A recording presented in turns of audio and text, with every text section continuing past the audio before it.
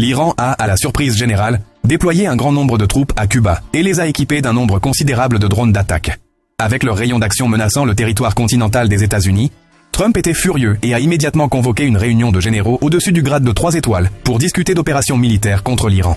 Les forces de la coalition européenne ont traversé le détroit de Bab el-Mandeb et 3 groupes aéronavals de porte-avions ont été rassemblés dans la mer d'Arabie. L'Iran pourrait faire face à une guerre qui pourrait conduire à son annihilation.